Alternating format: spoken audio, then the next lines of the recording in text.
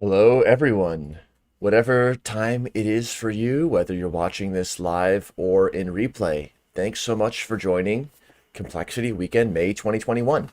It's been quite an awesome weekend, and we're heading into the last third, the final stretch. We're going to be having this live stream featuring some facilitators and some more interactive Jamboarding. We'll talk about team formation and try to get a few more teams over that registration form bump. And then we'll have a few more hours to work and prepare our presentations before that closing ceremony on Sunday, where we're going to be hearing from all the teams. So for the next 25 minutes or so, we will, as usual, listen to some music of one of our great facilitators, Michael Garfield, and then we will be talking to you soon. So enjoy the tunes, and I will see you in just a few minutes.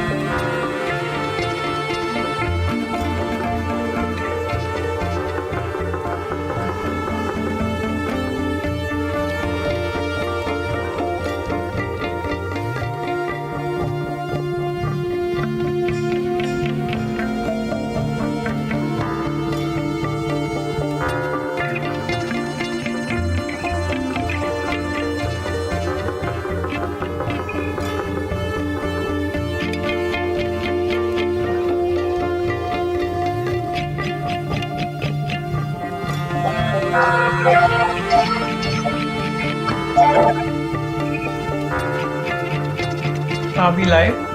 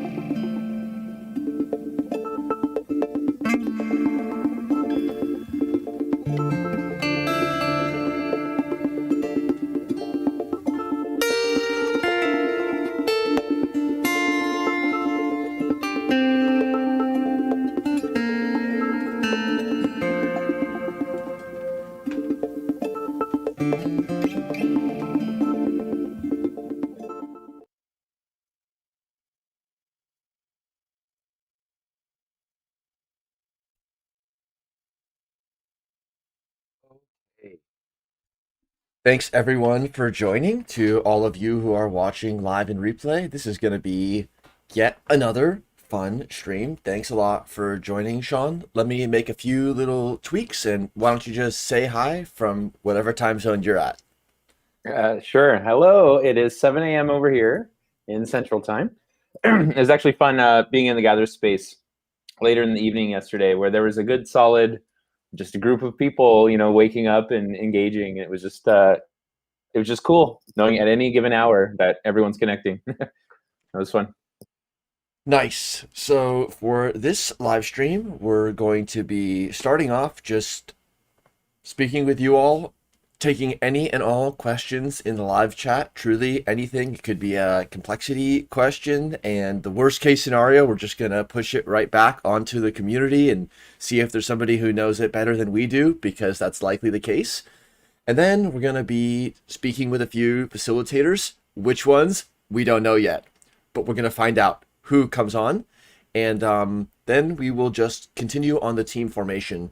We have several teams already registered, and we're going to make it a big goal to keep pushing for that team registration, because when you coalesce on a team and you get a few people together, have that shared purpose, start off on that long journey together, it's really going to be a fun and markedly different phase for your complexity journey.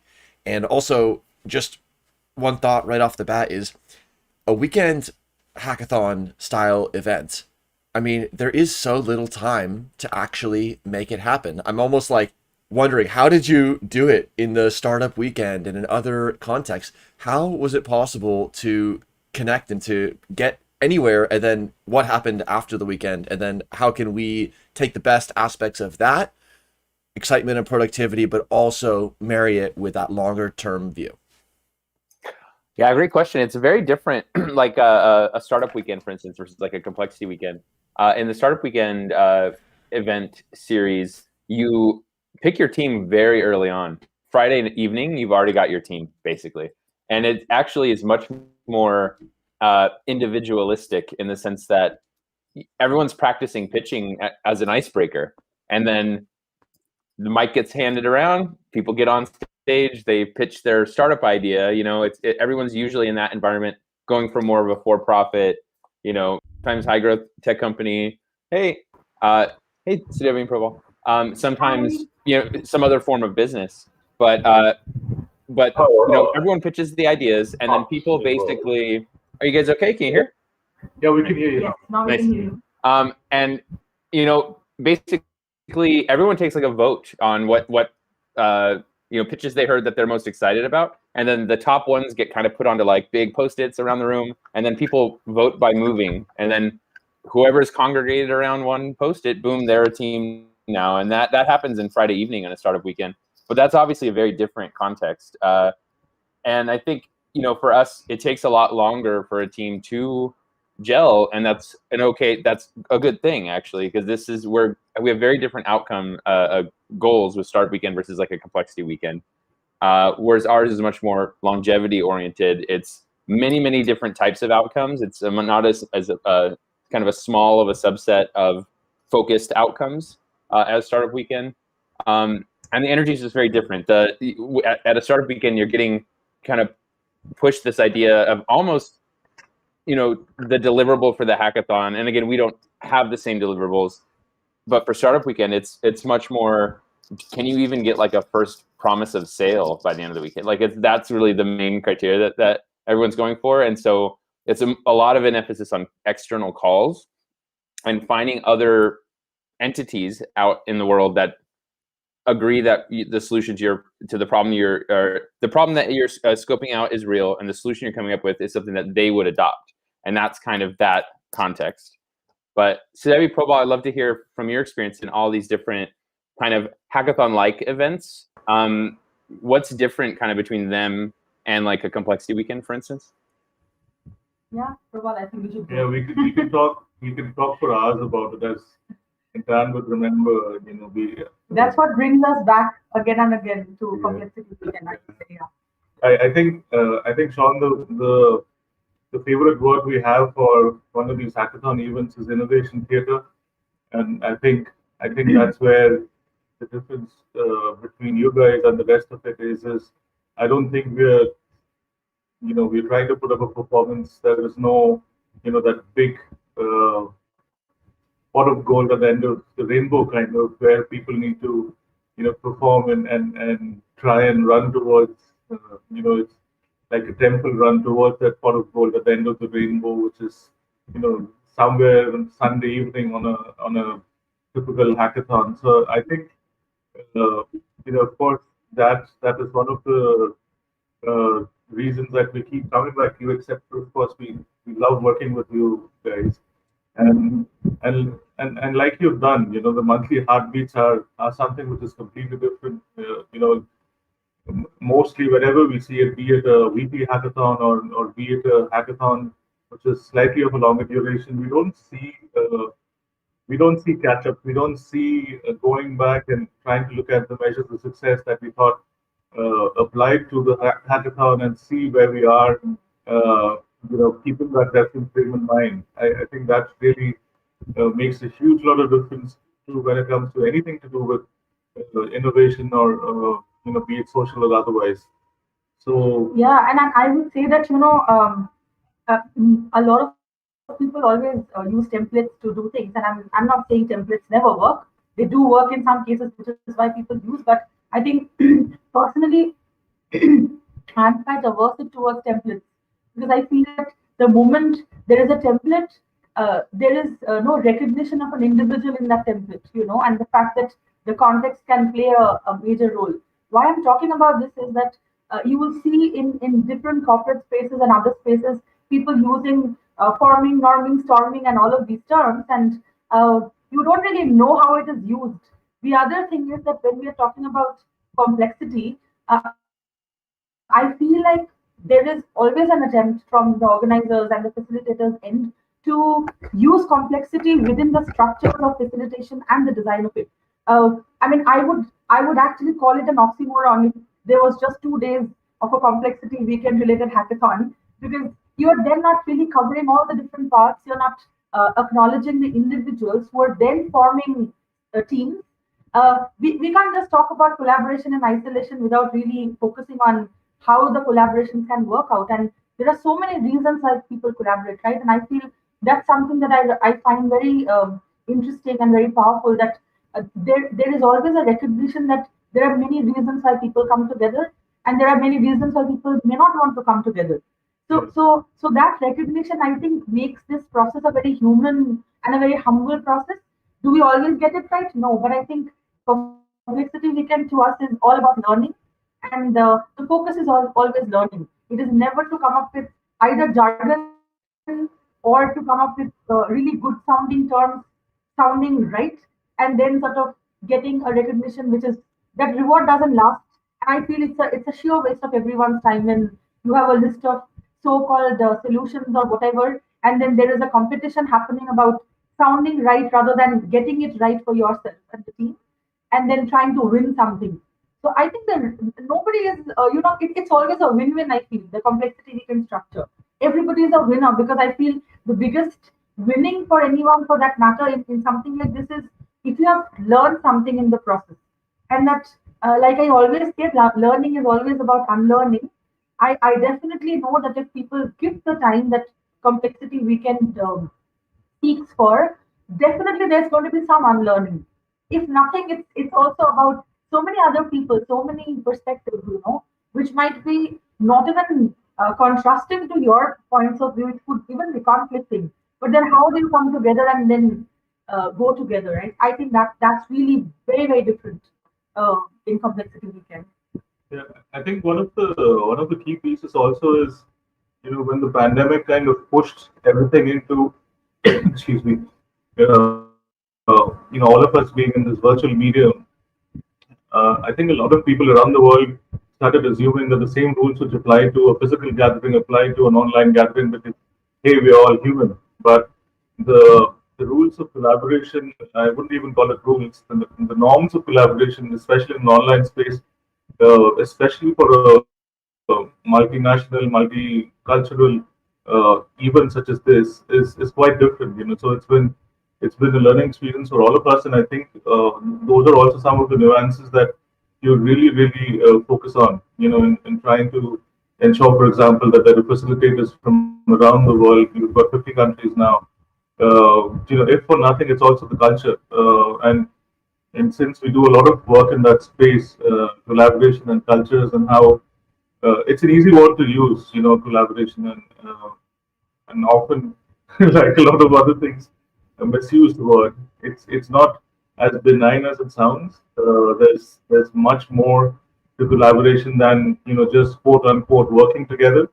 And there are learnings, of course. There are some that you learn along the way. There are some that you understand. But probably Shudevi can speak about one of the projects that we're working on for the for the European Union. yeah, I keep calling them United Nations for some reason, but yeah, for the European Union, they call it the National Institutes of Culture, and how they're trying to look at this entire idea of collaboration And fair collaboration. and fair collaboration. Yeah. So yeah, and I think there's one more thing which I find quite interesting, and more from a facilitator's point of view, and possibly I can say it because we have been associated with complexity weekend over a period of time. I feel that I do a lot of work with teachers, teachers of primary education, middle schools, higher education, and all of that. And I feel like using design principles in learning design is something that's really my passion, and I've been spending a lot of time on it probably for the last 15 years. And one of the things that I've often seen across the globe is that, like in many other realms of life, people like shortcuts, right? They want quick fixes, and so they come up with a band-aid solution for everything, which is technology. So you think that the moment something's not happening, let's use technology without giving much thought. I feel that complexity we can, even for a facilitator, if you see it like now, you have used, I would say, certain technological tools which not many people might be familiar with. I mean, it's a different thing that I think Prabal and I do engage with different kinds of technological tools because that's something that we like doing. But it's not about the technology and saying, oh, it sounds very cool that I'm using Gather and I'm using Keybase. My interest always lies in understanding what would be different if I were to use Keybase versus a Slack or a Discord. They might sound the same, but are they? Each one has its own advantage, each one has its own limitations. So when I think about someone else using that, similar to Gather, right? If I were to use a Jitsi versus Zoom versus Gather versus something else, how each thing allows for certain things. And I feel that if one has to be a creative facilitator, it does allow a lot of thoughts to kind of think about the instructional design of what you're trying to do. So for me, it's really like the medium and the message, they're really intertwined, and that's how the metaphors come out. And it's not really theoretical for me. It really makes you think that I also then need to think about each person coming for a particular session or someone who's not coming for a session, because I've very often seen a very common thing amongst complexity weekend participants, especially the ones who are new, and maybe they're not so young. that's a composition of participants we very often have. And the moment you want to do some interactive sessions with them, unlike any other hackathon where people primarily want to do, they don't want to think, they just want to do. Here, they want to take time. They would be like, okay, I'm observing right now. I'm so new to this. I'm just trying to figure things out. So for me, it's a very interesting design challenge in itself. How do I cope up with the complexity of, for example, Gather, right? Where I can't hold someone like I can hold in a Zoom room. I mean, of course, people always have a possibility to leave. That's there. But mostly, okay, I mean, the complexity of Zoom, I would say, would be that someone might be there and yet not there. But here, one can physically move out of a particular space and gather. Now, how do I ensure that my communication is enough where I take into consideration each one of those people, try and, like, rather than being forceful about it, but to say, let's try our hand at this. Let's forget about the complexity of gather. Let's not think about that as an overwhelming thing. That the entire focus is about gather and not really the activity that you can engage in, right? So I feel that I find that quite interesting because this time when we were designing our workshop, we did put in a lot of thoughts around what all can we do within Gather differently. Because I think it's then I'm not challenging myself enough as a facilitator. If I'm doing it exactly the same way I would have done it for any other online facilitation, right? So yeah, sorry we spoke a lot, but I think that's really our perspective. I wrote down just a lot of questions and words, but there's some awesome points in the live chat. Dilek wrote, it's really nice to have people with different ideas and perspectives globally, learning from each other. Thanks for the event. Well, thanks for being here. And Barbara also raising the point that competition and pressure to produce results that look good can go counter to the need to explore the complex space. And then Sean, you raised a question about funding. So let's maybe have you raise that question, and then would love to hear Sudevi and Probal what you think about Sean's question about funding here. Yeah, I'm just trying to understand the role of funding kind of in the Complexity Weekend community of practice, because, again, comparing to like a startup weekend, it is very much a competition. Everyone's, the final, it's literally a pitch on Sunday that you're giving is as it's in the same form as you would give for funding. So it's like literally that is the output, is a funding pitch. And so of course people are going to the first, solution they can come up with to get something tangible to share for Sunday. And everything is supposed to be as polished as possible. And you've called some people and had some promises that like, oh, this might actually be, a real solution. And so that there's all that pressure to kind of, go in on Friday and on Sunday, have a handshake, and maybe I've already, got some funding or something like that. That's obviously different for Complexity Weekend and probably different with other hackathon-like events. Can you just kind of go into how funding could work in a Complexity Weekend environment and maybe how it's different than these other environments? Yeah, I think I'll go and then Prabhal, you can add in. So I'll tell you something that I had done as an experiment. So you know that we facilitate in a lot of different kinds of innovation jams and hackathons and all. There was one particular time where intentionally I participated as a participant. And what happened over there was it was actually for a longer period of time because the structures were quite interesting. There were lots of good things about it. One of the biggest takeaways for me from that space was the kind of people I interacted with. Because to be honest, the solution ideas, even once we got funding, really didn't matter. What really mattered were the relationships that were fostered. Now, why? It was a physical gathering, it was not online. Currently, because of the pandemic, some of those are happening in the form of hacks. So the reason I'm talking about this is that I did that to myself. Although when I engaged in it as a participant, I went through everything that a participant might go through. 10 days of absolute pressure, working towards things. Me being a part of a team where I know I can actually facilitate, but then refraining myself from that space and from that process and going through even the frustrations that a participant might undergo. I mean, the facilitators in that kept on telling me, while you're here as a participant, you actually can facilitate it better than we do. And I'm like, I want to know what a participant undergoes or what others undergo, what group dynamics pan out like. because I feel it's going to give me a very different kind of viewpoint. So one of the things that I understood, or rather I realized in a very first-hand experiential way, is that not only does this funding thing create pressure, that's at a personal level. I sometimes feel it's unfair because when you do that for a very short period of time and there is that carrot of funding, there are multiple things, right? So one thing is that if we talk about the fair collaboration amongst people, giving people a choice, we need to acknowledge first of all, a pitch is limited. Nobody is going to give you hours of time to understand what it is. They are just going to base it based on what they understand of what you speak in 3 minutes. So I personally have a big problem about that elevator pitch, and I'm not just putting my opinion. I'll tell you what I've seen happen. So there are people whose first language is not English, right? So first of all, in that process of pitching, very often either people struggle to make sense of what they want to say, so their articulation sometimes might not be really showing what they actually have done. So that's a big problem.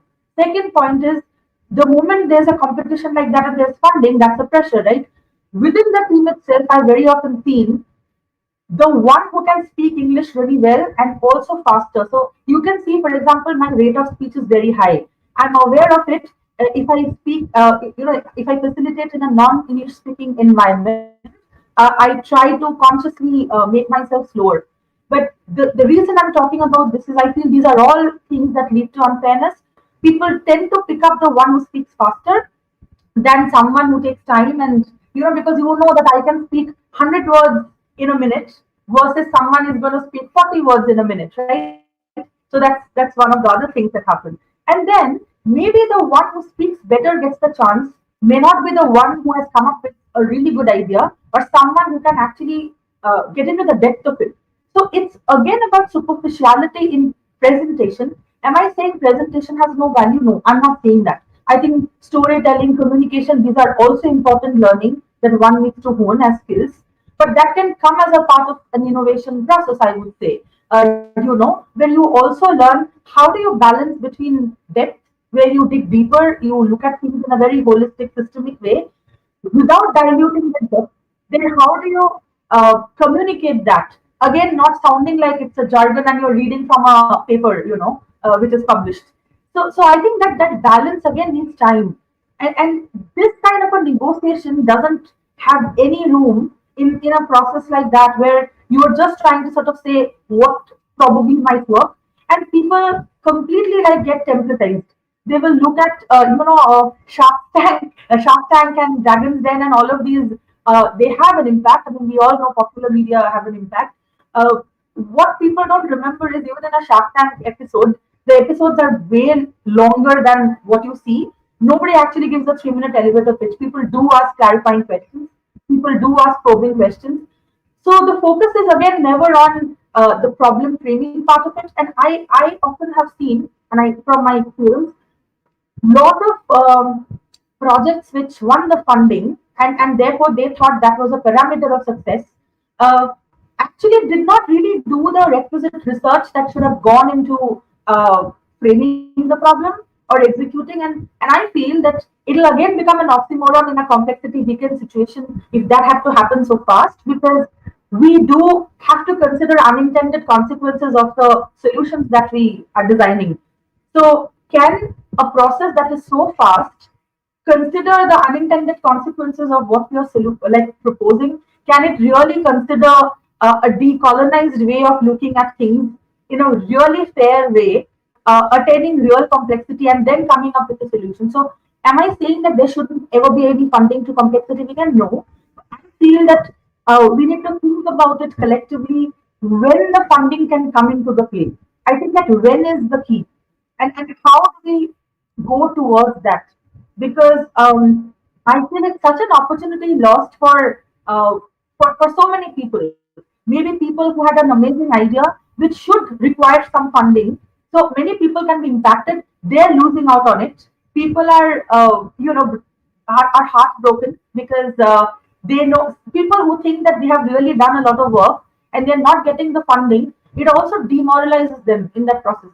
where you think that, oh, what's the point in coming up with something which is really for the people when someone who hasn't considered anything is just like everything is based on a pitch. So I think the format of getting the funding and the when of the funding, when would it come, really is essential to ensure that, like complexity weekend is, it remains an authentic and genuine process, and it really kind of does justice to the whole notion of complexity itself. So it's a really long answer to your short question, but I feel there's no easy answer to it. And then It's a great answer. And actually, one thing I was thinking of while you were speaking was, it's really important also where your funding comes from. And I feel like my experience as an entrepreneur trying to get like venture capital funding is actually, I don't know if I was doing actually a lot more social entrepreneurship type projects now that I look back and reflect, and I was actually seeking the wrong source of funding.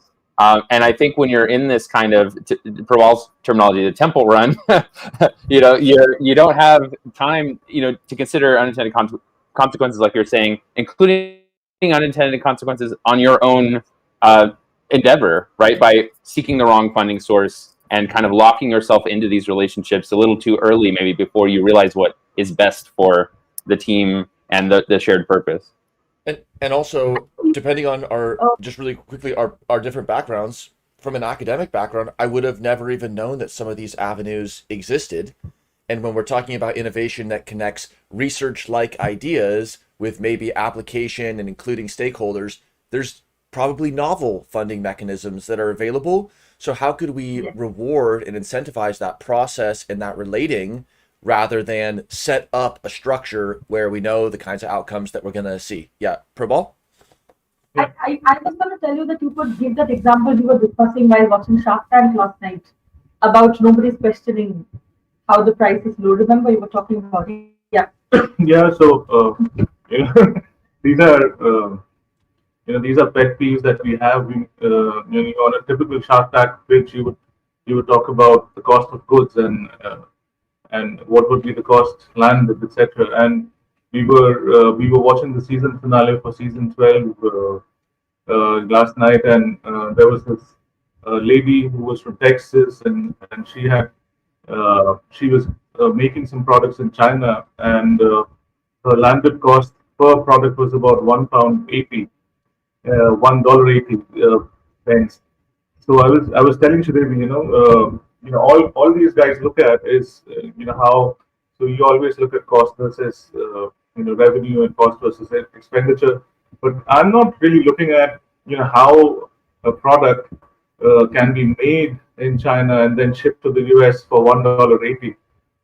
So what is it? What is really the cost of goods? What am I?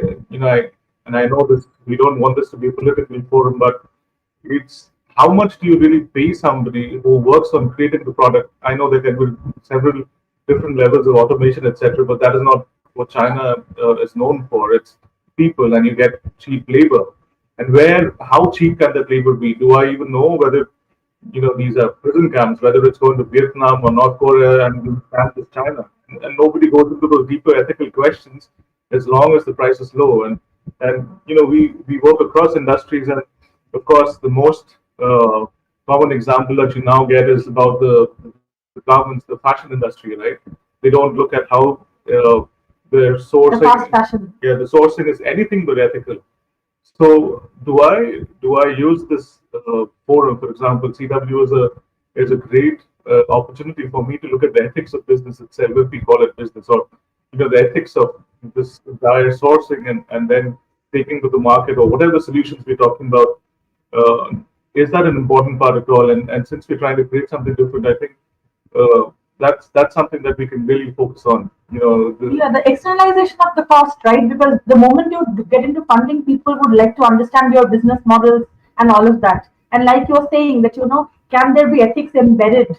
Can you sort of think about the social cost, the environmental cost, and so many of those other costs associated with your intervention? So one of the things that I would say, we have been a part of another process, and I would say one of the learnings that maybe we can take into Complexity Weekend if we ever want to get into funding is what happened in that process is that through a longer process of innovation, Jam, not in a quick fix way. Some ideas which have the potential, they're not the ideas that are finally chosen, but they have potential to be taken forward, because as you know that it ultimately has to be an idea which is practical, but it also has the theoretical and other kinds of research led rigor. That's really a good idea. So something which doesn't have any research backing it is definitely not an idea that's going to not come with its unintended consequences. And if you only have theoretical ideas, you will not be coming up with a practical solution. So, but ideas which have some kind of a balance and they have potential, they are actually taken into some kind of an incubation period for 1.5 to 2 months. There are facilitators who actually take them through a very rigorous process to refine the ideas, and that's the process where many of these considerations are made. So, what happens in that process? I would say that complexity we can, before even getting into the final funding, one of the things that I'm thinking about it in an ideal utopian situation is that some teams which probably have a lot of like practical and good ideas around business, but they probably don't have that rigor to ask some of these questions. The user experience is not considered. In the idea refinement part, we as facilitators help them do that part more. If we find a team which has like a lot of research to back them, but they have no business model idea at all. Like every step you can ask them questions, and it's never going to be a sustainable model.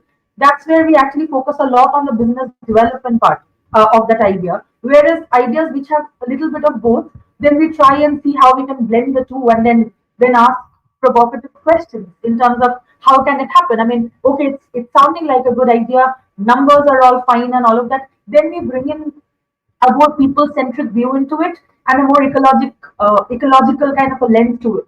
That okay, everything is sounding fine, but do you think if you look at your solution from an ecological point of view, it's a regenerative model? Is it sustainable? Is it doing something which is not right ethically or otherwise? And once that process happens, it's a rigorous process. Whoever is chosen for that incubation period as a team, they have to commit a certain amount of time every week. And there are modules formed that you go from here to there to get into that practicality.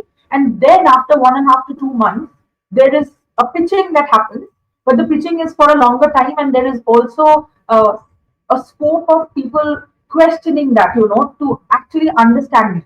Again, not that the communication is the only way to sort of select something, but there are ways to assess it. So evaluation again plays a really important role, and that's something that both Prabal and I have been working on a lot. How do you evaluate an impact? Because I think that's a very complex and critical problem which most people don't have an answer to. But you can bring in a humanistic lens to actually doing evaluation of a program, and I feel that evaluation is an integral part of the solution. You cannot think about a solution or a design of something without thinking how are you going to measure the impact. And I'm not talking about numbers, in intangible ways also. How do you capture those? So once all of that is done, then there are funders who listen to all of it, and then they choose some ideas. So the ideas are then chosen, and in many of those cases, even then people are not directly giving them funding. They have yet another incubation process where ideas are further refined, and then the money comes in. So that there is a longer period of time to work through something really in a credible way. And I feel it also then tells you whether people are really committed to this or not. Because you will also see another thing that happens, and I've seen that happen many, many times, that ideas which are one funding, like say 5 members were initially there. After winning the funding, you realize that there's only one person who is willing to or is capable of giving the time that it requires. The other four, yeah, the other four have so many other things to do, they fall apart, right? So then they have to bring in someone else as partners or co-founders to take that forward, and many ideas die their own natural death over there.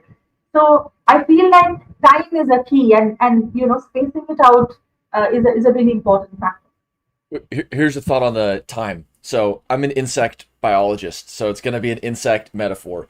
if the measure of success is the maximum amount of crop that you make this year, and forget about the future, well then you're going to bring Yeah. in the honeybees to pollinate. And when I drive around California, I see fields with hundreds of boxes. People have brought in the honeybees on trucks to maximize yield, and it makes sense under that incentive structure. But then when you take a step back and think about through time, it reverts the focus to actually like what they call ecosystem services and all of the native bees that pollinate a huge number of crops. And so there's a focus on the solutions that enable maximum yields to be gleaned in 1 year. But then when you withdraw the honeybees, you've taken away the resources for the native bees. So it's like now it's kind of like an addiction. It's almost like you're actually worse off over the multi-year because you went for that short-term optimization. So when we're thinking about funding, it's like slowing it down and using potentially some new mechanisms from crypto economics could be some very interesting ways that we can help slow down the process so that we get there. Take it fast, we'll get there slow, or some other thing like that. Sean?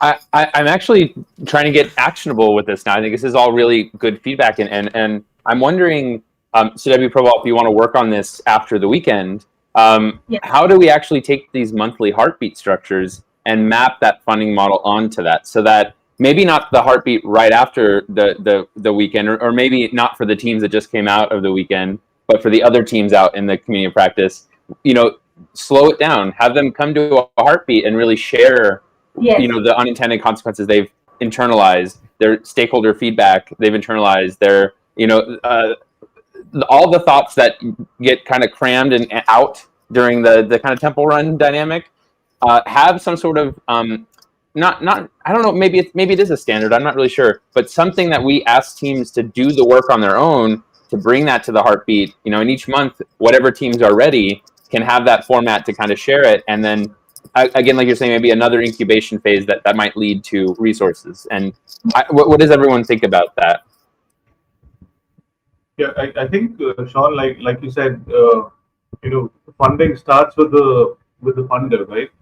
And the evaluation matrix that we are talking about, it primarily depends on what the funder looks at as ROI from the investment that they're trying to make.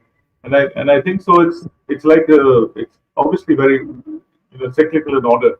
So you need that funder who wants to fund projects like these for the right reasons, hopefully, and then you try and look at if you can set up the evaluation matrix with the funder to actually look, this is what I'm looking for, and imagine a process where we can actually communicate to future CW participants that look, this is your roadmap, this is where you go from here to there, and this is the funding, or this is the kind of funders that we have, and this is the kind of metrics that you're going to be evaluated for at, say, the end of 3 months, and that creates a very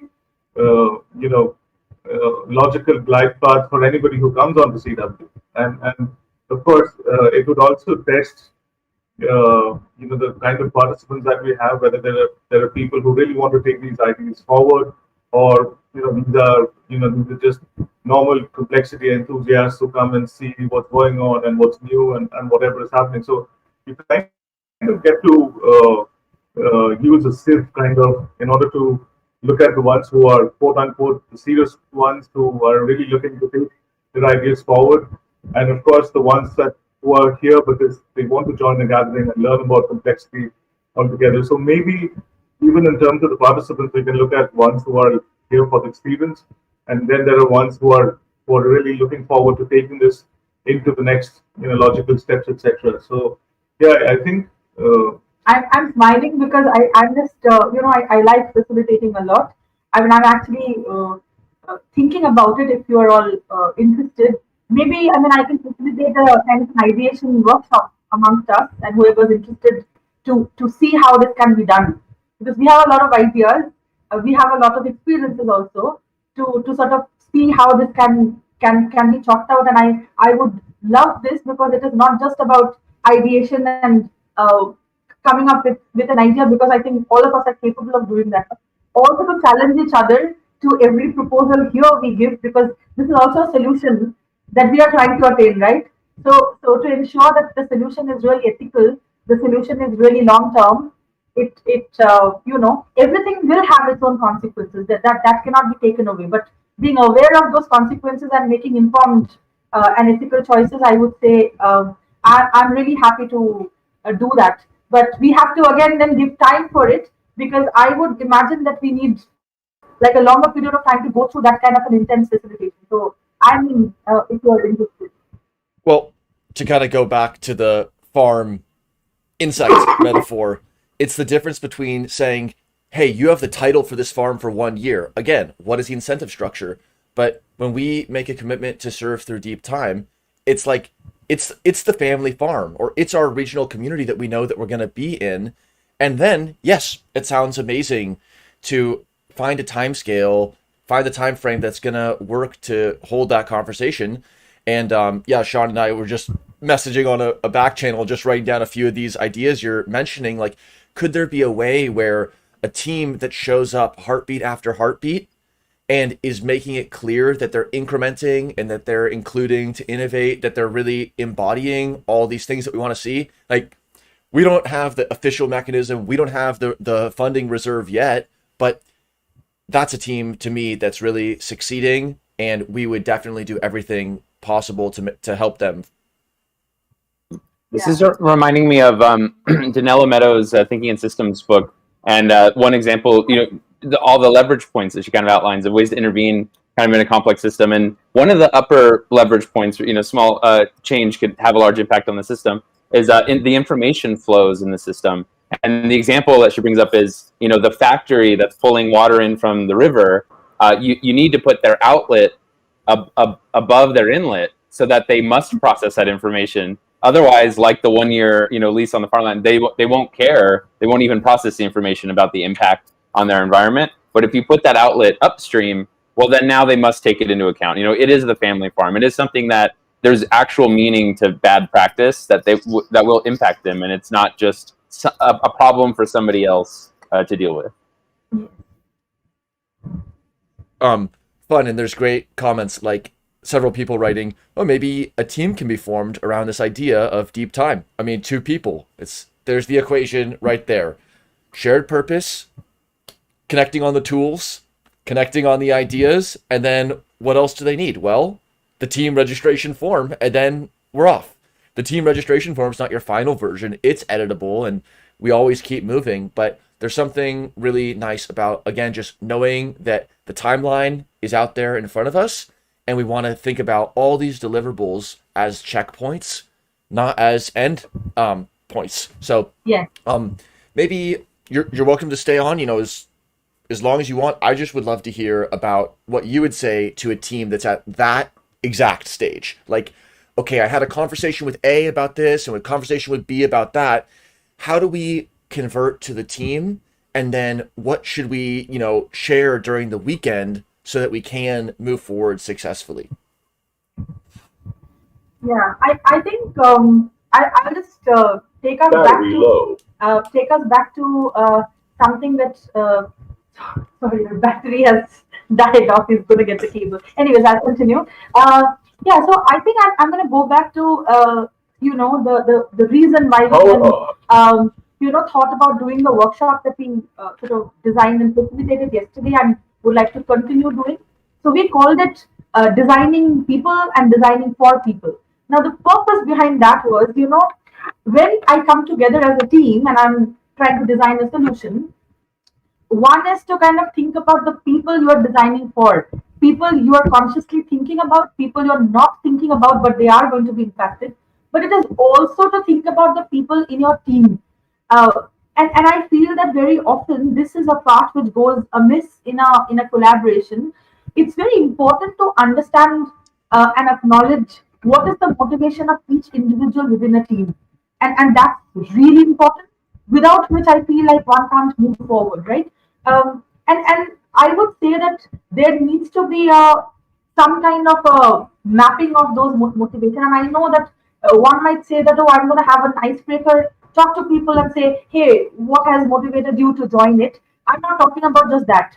I'm talking about really spending time in understanding the motivation, maybe asking some of these questions where to say that if we take this forward and I think about it long term, we understand that we stay in a very we live in a very uncertain world, so things might change. But at least from your intentionality perspective, do you intend to commit to this over a longer period of time or over a shorter period of time? Secondly, if things go okay, then what level of commitment can you be giving, for this? And that kind of brings you to the question. I think it's a chicken and egg situation where one of the teams might say that we will decide how much time to give for staying here for longer, depending on where it can go. I mean, if we know that there might be a potential funding, and we as a team might be showing more interest because that's something that I can afford. I mean, someone might say that, I have a lot of interest in showing commitment, but my practical situation in life is such that unless and until I have some financial backup, I can't commit. So it is not really a problem of intention. It's also to understand where that person is coming from, right? And maybe this team can keep on showing up one heartbeat after the other because they're working towards it. Whereas you might say that there might be a team which might be just taking part in it for the sake of learning. But I definitely would say a major part of this should be that the team members know each other at the level of motivation and purpose really well. They need to understand the kind of values that they're guided by. Again, not to use values for the sake of saying that, oh, these are my values. Basically, to have a conversation which might even be difficult to have, but basically to say exactly the things that we were talking about. That are you someone happy to take an idea forward without doing the ethical consideration? Now, the other side of it is that you also know that a team might be comprising of uh, two people who are very practical, who want to get into the next part and get going. There might be two people in that team who are very ethically conscious, and they're so ethically conscious, they're more like activists, that there is nothing that's moving forward in it because they're constantly posing an ethical question to it. So how do you bring a balance? Like, how much do you analyze? How much do you frame problems? How much do you spend time in backing your work with research? And then when do you sort of decide that this is a point when we can stop it? Then move on. Maybe we can revisit it. And unless and until these things are done within a group, I think that you can come up with the best idea in over a weekend, but that idea is going to definitely die down. You will feel very happy and picked about it. It's not going to go. So I think I would say 40 to 50% of the time within for a team, I would say before the complexity weekend ends, when we are together in this immersive space, they should outline all of these and say what works, what doesn't work, what kind of mechanism. I would even say something as simple as how do we keep in touch. One of the things that I have noticed in my last 1.5 years experience since the pandemic had hit us all is how you keep in touch, and in what form, through what medium, and what you are comfortable about makes or breaks relationships. Some people just feel so fatigued with screen that they just don't want to keep in touch through a screen based thing. Some people want to see another person over a video. For some other people, that doesn't work. So I don't think there should be any assumption. There should be absolute, a very important conversation about Transparent. yeah, and being authentic about it. That someone might say, oh, I know Keybase is amazing, but I can say yes to it now, but I'm not the guy who's going to keep in touch through Keybase. That's not my medium. So one way is to say, oh, I'm going to change the person's behavior and say, you have to be comfortable with Keybase. The other way is to acknowledge that and say, okay, maybe we need to get on a call and see each other, for example, and talk through things. Some people really like, when you have things written down, they want to read that in advance, think about it, and then come for a meeting. Whereas some people, writing is a big hindrance for them to get into anything. They would like to first come, ideate together, whereas some people want to ideate alone and then come together, right? So I feel like some of these very important and very often overlooked things need to be taken into consideration. And also to say who is the big idea person in your team, who is the person who really gets into the detail, and even to kind of take a reality check whether your team is balanced. If you have everybody in your team who who have all come together for the passion of the theme, but behavior-wise, background-wise, interest-wise, they're all very similar. They need to figure out a way how to bring that balance, right? Now, once that is done, I would say the next thing is to sort of say that how do we move forward? And I think there's no right and wrong answer. But if you think that you're investing in long term into this, how do we go about it? So basically, to create a team charter kind of a thing. And in that team charter, some teams might say that we decide by this weekend we need to think about one idea and then later on figure out the other things. Some teams might say, our ideas are so ill formed. We have just come together. Maybe we are giving ourselves 2 months to even get into a properly framed idea. But we still would continue to work on it, right? But what's going to be a disaster for a team is where one member is here to learn about complexity. So even if you're getting into a funding zone, they're still trying to learn complexity, and there's no end to it, right? They just want to acquire more and more knowledge around it. One person in a team who only is interested in coming up with a solution, they don't want to understand anything about it. So having that and maybe identifying an internal facilitator within the team, uh, and that can also shift, I would say. But this team formation part, I think, is key to anything. That has been my experience. Otherwise, ideas can come and go. You can actually be hit with an amazing idea and can refine it a little later. But it's finding that common thing towards which you would be working, right? And one of the things that I would also say that even to kind of say that are we going to invest enough time in understanding people who are going to be impacted by what we are working on? That's actually a very good thing that can bring people together. So in the past, in complexity weekend live stream and otherwise, we have very often spoken about how if many people, even if they don't know each other, work together towards a collective and shared inquiry, it works well. Because the moment you work based on a common idea already, it creates conflict because you are only going to get people who are going to say yes to each other, or people say, oh, I'm only interested in biological sciences or sociology or something else. So we feel that it's okay if 5 members of a team are interested thematically about many different things, but because they can find a commonality, right? But they need to be able to articulate for themselves what is it that they're seeking out of it, and that should be a filter to move forward, I would say.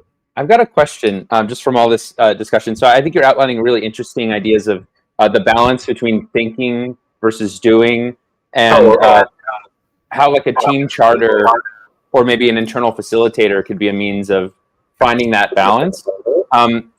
But since we're all kind of thinking about complex systems and the connections between systems, how do you balance overthinking on connectivity versus not enough connectivity?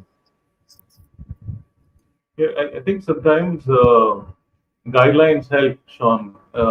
Like we were saying, we don't want it to become a process which is templatized, but there might be guidelines that we provide people, especially ones who are not used to the process at all, and using our collective intelligence and thoughts around it, we can think about, like you have, like Shredevi was talking about the team charter. The team charter terms of reference document, for example, can be something that can be extremely helpful to a process like this. So instead of letting, of course, we know there is some level of handholding we do with respect to team formation, etc., and we look at it on team base and other things. So maybe there is a process that we can define, and it is up to the members of the team about what they adapt from the process. But at least there is a set of guidelines. There is some kind of for want of a better word, a framework which they can work with or work through, and that kind of gives them some level of support, even if we don't get to a level where an individual facilitator for some time works with the team in order to ensure that they are working towards the ultimate goal.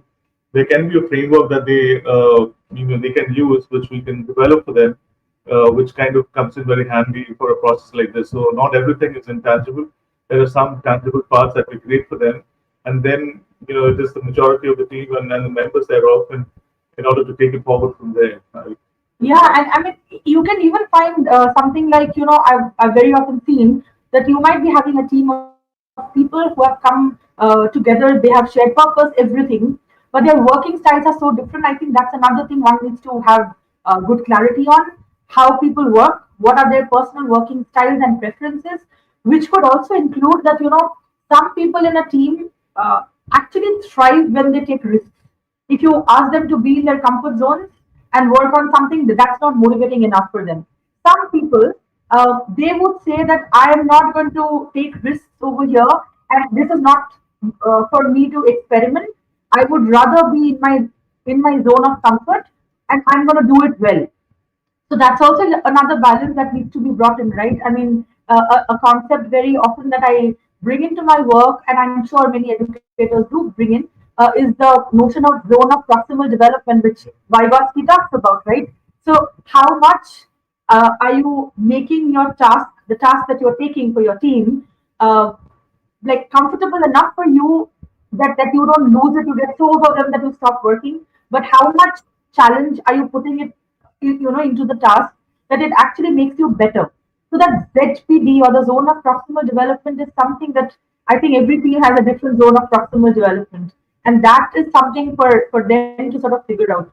And because unless and until that happens, I feel that, you know again, I mean, this is where I would say that internal facilitation within teams is important.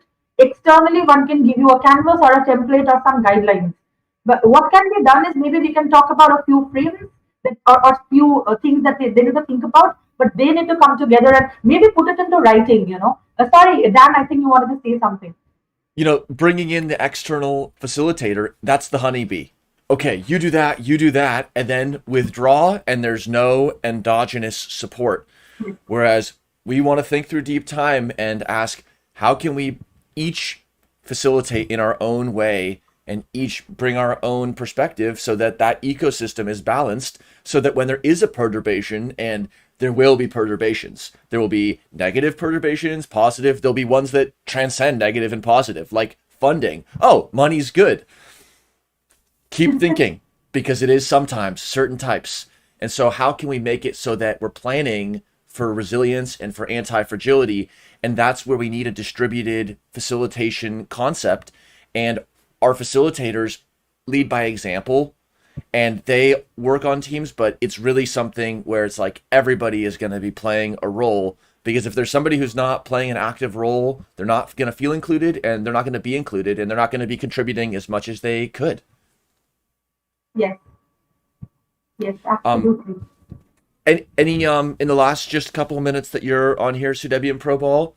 Okay, there's a great question from Sid in the chat. I know this could be a 5-hour question. What books, movies, and podcasts do Sudebian Pro Ball recommend the most? Oh, I mean, it's a really difficult question. I mean, I won't recommend any specific ones. I mean, I think that it's again something that, in today's world, I feel it's a skill that we need to hone. That we need to find our own interests and need to know where to find them. And I'm sure most of us have felt it. Like, when we were growing up, people like us were, like, who have seen that transition, who are neither too old nor too young. I mean, the role that we had, I remember for a school project, we had to figure out where to find something, right? And what to find. So in an information rich world, I think that's one of the biggest like skills one can hone.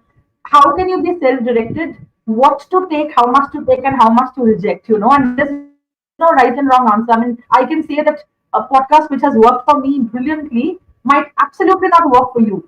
So it depends on what you're seeking. So I would actually push it back and say that maybe a process of saying what is it that I'm seeking, to have my own trajectory, and then finding, the internet can be a space which is like a map, but it can also be like a junkyard, right? If you are looking at it that way.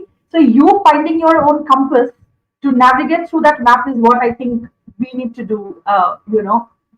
Yeah, I think Dan, since we work with a lot of students and young professionals, I think this is a very often posed question, and I think sorry for being radical about the answer, Sid, but I think this is also something which is a myth which has been propagated by people who gain from books and podcasts and other things. I think that true inspiration, whoever has been an entrepreneur out here, there is no, one way from A to B or three ways from A to B. I think it's like Shadevi was saying, there's so much information now. I think uh, the the role that we all have is how we synthesize the information. It is not about where to look for the right pieces of information.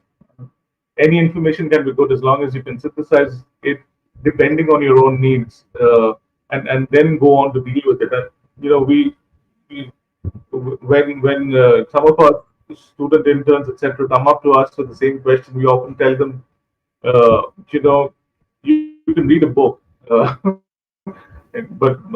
the books can be like the honeybees we were talking about. Dan, I feel great when I read it. I feel great when I hear a podcast.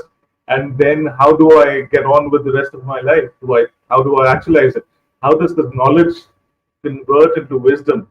I think the wisdom is what we are looking at. And yes, politics of knowledge as well. And I would actually say that I met somebody very interesting, a designer who actually said, as he started working with people, he started realizing, and he does a lot of work with children.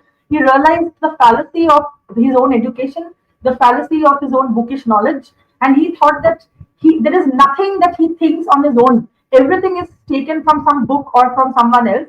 And he stopped reading books. He actually said that in the last 10 years of his life, consciously, a person who was a big book lover, he stopped reading books and he said, I'm only going to listen to people.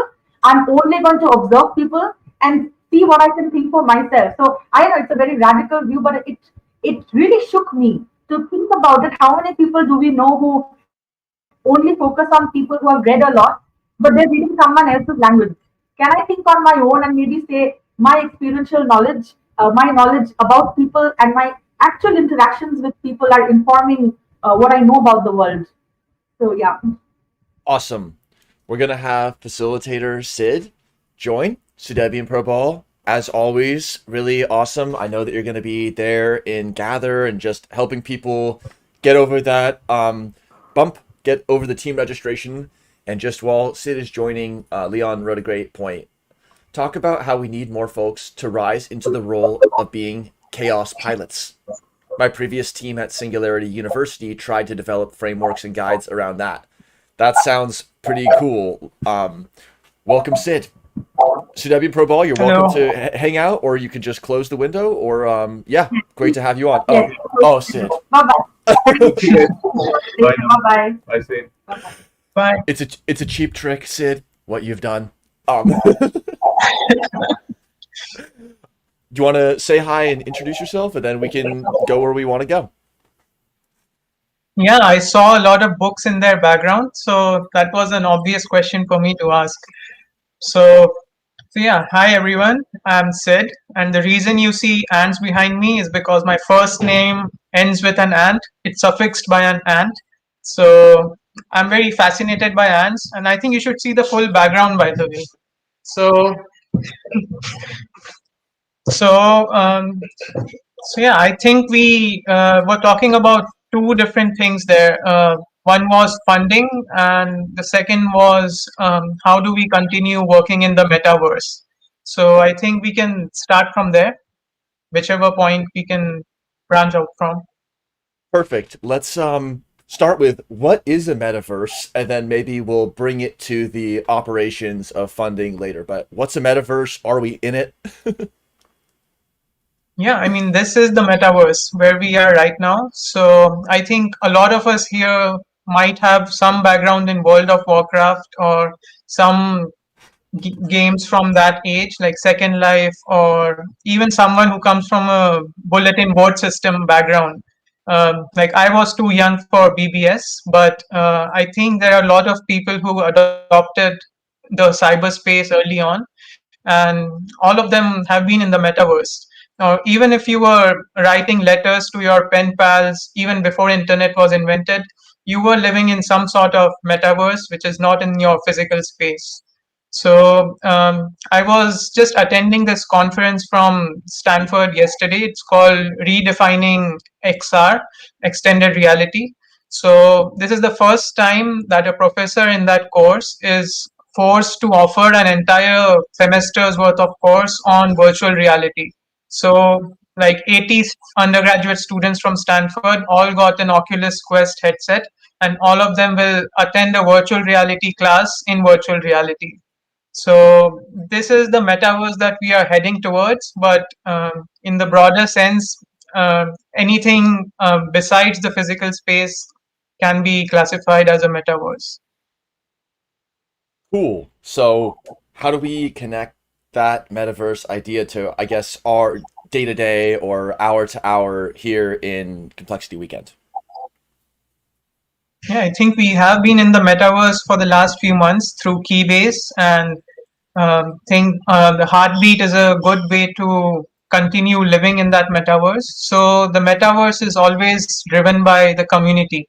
So uh, like every decentralized structure, like Complexity Weekend still needs some sort of centralized scaffolds, like the organizers, to keep the metaverse sane and to keep it organized, so that we can have organized chaos later on. So that's why I think we need, the health of the metaverse depends on the participation in the metaverse.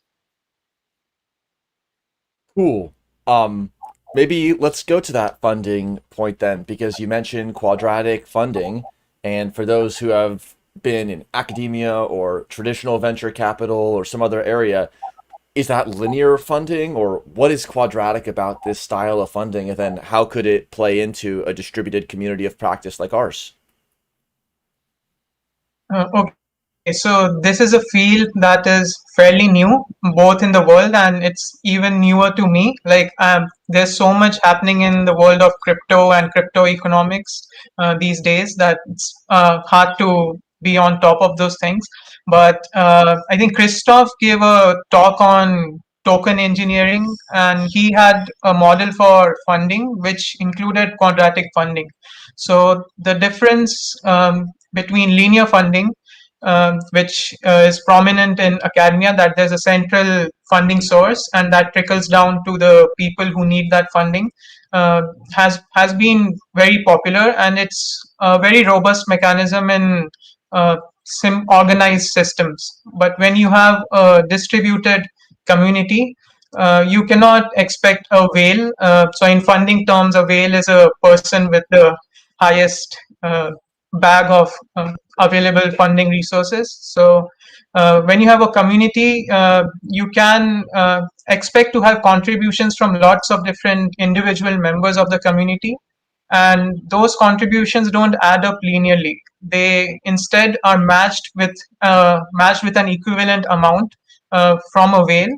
So if all three of us contribute $1, the total contribution in a quadratic funding scenario would be much greater than $3, because a funding whale would be funding exponentially more with each added participant to that funding pool. So this model has been very popular in open source software development. So that's why I pasted that link to Gitcoin. Many open source projects there have been successfully funded through quadratic funding. So I'm not sure if we can share the screen right now, but we can also have our own. Yeah, I'll try sharing my screen to Yep, Gitcoin. 1 second. go for it. Yeah. So Yep, okay, can you see it? yep, we see it. Okay, so yeah, that's the difference between quadratic funding. So firstly, we were talking about competition and scarcity of resources in that talk. So funding is most prominent in when it comes to public goods. So public goods is something like a complexity weekend. Like, we are not fighting for resources, we are collaborating. So when it comes to funding public goods, quadratic funding is a very good idea there. So I think Complexity Weekend is along these lines: open source, free education, and free services. So we depend on. So if some project requires funding, it's a good idea to do it quadratically, because there's a formula that's used. So we'll not go into the exact formula of funding, but this is the difference that quadratic funding makes. So if this slide is visible to all of us, you can look at the column number C and see that if we have 20 contributors instead of 5 or 2 contributors, the total funding amount can be the same, but the matched amount and the percentage return that you get on the funding can be at least 6 to 7 times, 5 to 7 times of your original linear funding source. So column A is representative of research grants in academia, whereas column C is more representative of quadratic funding in community projects. So this is Gitcoin. So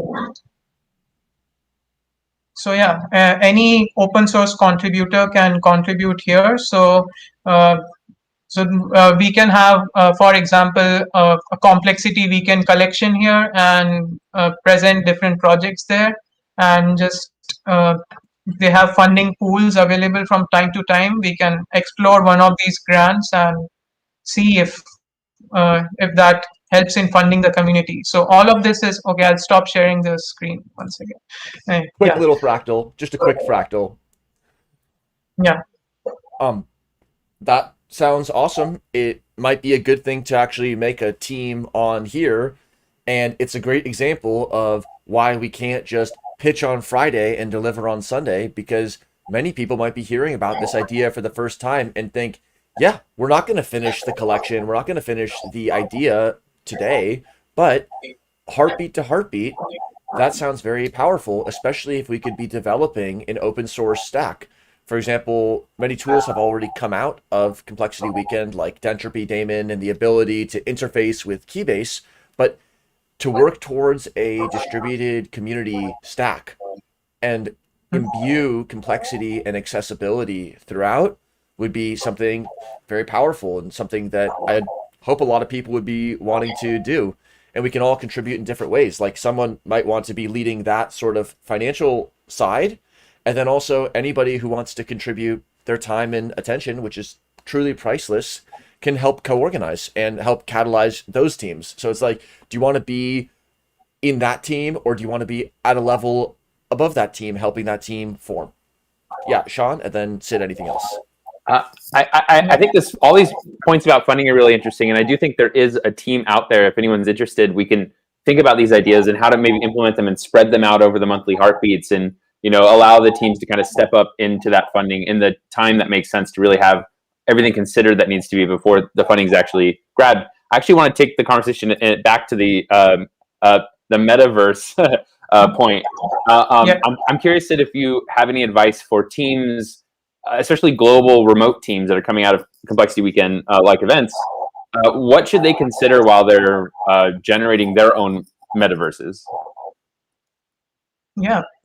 So as much as possible, if they can work in a physical space, I would highly recommend it, even though most of us spend a lot of our time in the cyber world, because I don't think anything beats physical connection. So especially in the context of multi-team projects. So I can narrate one experience from my life where such kind of a weekend had a major impact. So I think weekends like this in the metaverse or in the physical space can be summarized by a quote from Lenin, which says, like, there are decades when nothing happens and there are weeks where decades happen. So first such weekend in my life was a design innovation workshop by MIT Media Lab. So that was when I was in my third year, and a whole team of 60 to 100 people from MIT flew down to India, and they just rented an entire college campus and divided us into like 10 different tracks, from synthetic biology to designing sensors across scales to like smart textiles, and all sorts of emerging technology projects, and also public policy and civil design. So what was special to me about that was there was no scarcity of resources. they managed to get a whole boatload of hardware and funding resources from there, and they managed to ensure that whatever hardware component we needed, we had access to that. And as a beginner, you look up to these resources. If you are in an environment of scarcity, you won't be able to innovate. So I think projects, even in the metaverse, also sometimes die out because of a lack of time or a lack of resources of any kind. So some sort of support from, be it attention or time or mentorship, is very important in the metaverse. And the second thing that I learned in that particular workshop was they made teams and they ensured that there were different people. If it's a 5-member team, there should be an electrical engineer, there should be a designer, there should be a computer scientist, and one more person from a business or management background. And it was interesting to see that after a week of exploring together, all these roles were flipped. Like the computer science guy was doing business stuff, the business guy was starting to program things. And I think that was very important. Like each one of them are leaders in their own fields, but when they work together, all of the rising tide lifts all the boats together. So I think that's very important in complexity weekend as well, because we all have different XP points, or whatever gaming metaphor you want to put there. All of us have different experience points in different fields, but when we work together in a team, the experience just quadratically increases and helps the entire project. But it does require a lot of funding in terms of time, money, and resources. Now, the specifics of the metaverse, we started from, it can be a simple Google Docs document.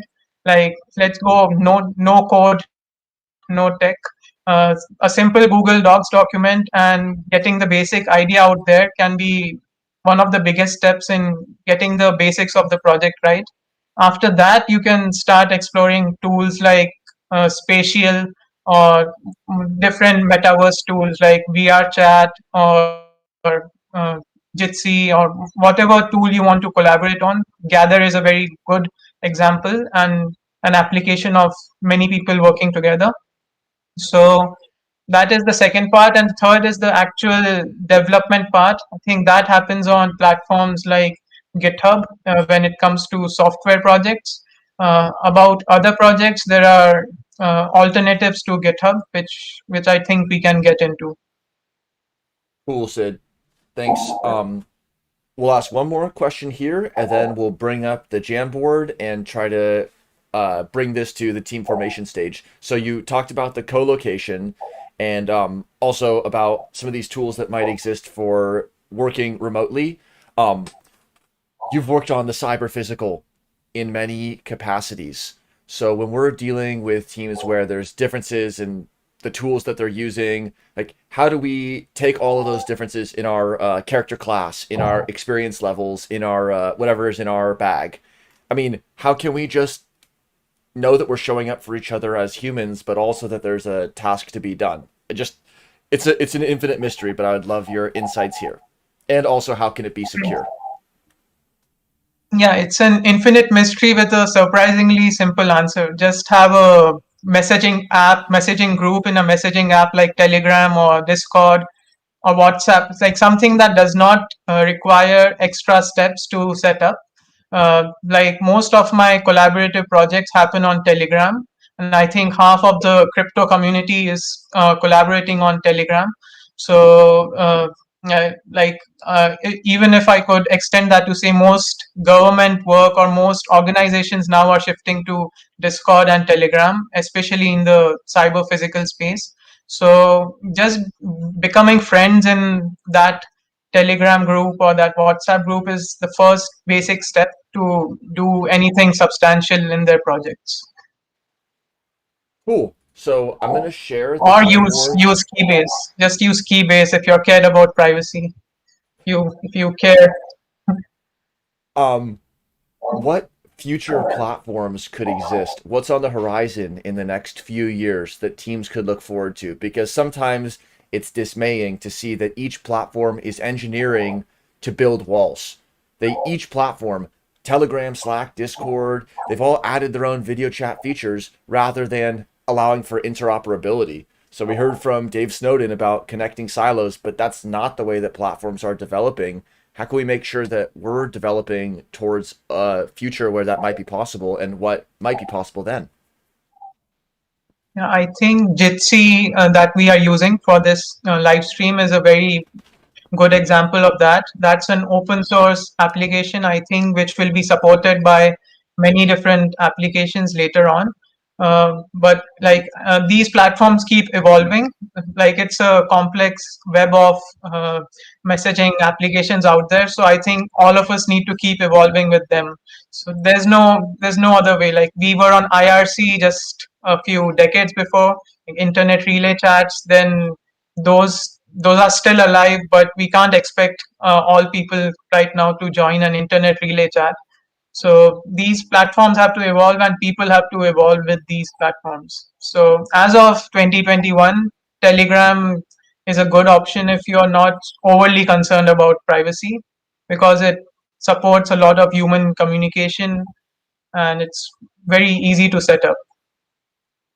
Cool. I shared the Jamboard link in the live chat, and so we're going to first just go to the 13th slide, where we're looking at another colony of ants as they are helping each other map the gap, helping each other over that team registration form barrier, and the link will also be posted. But Sean, what would you like to head over to in the Jamboard?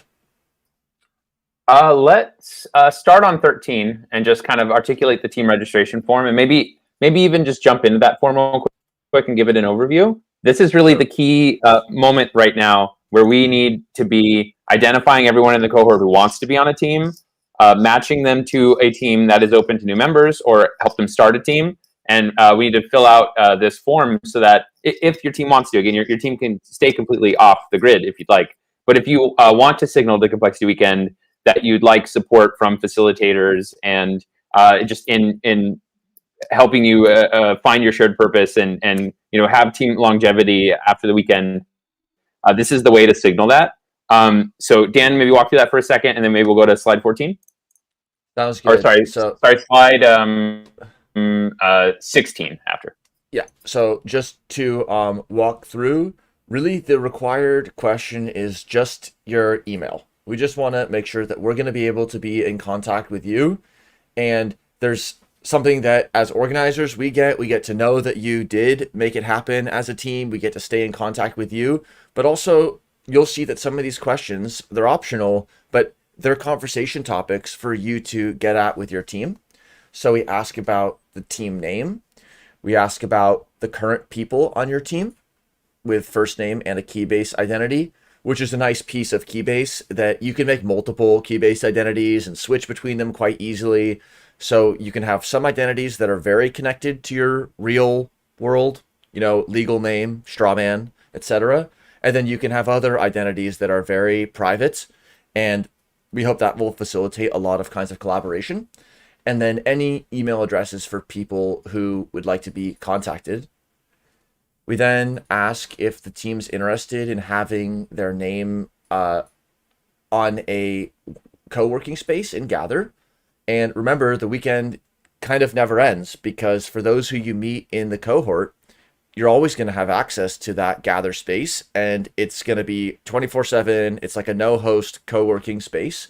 So you can always just pop back in there.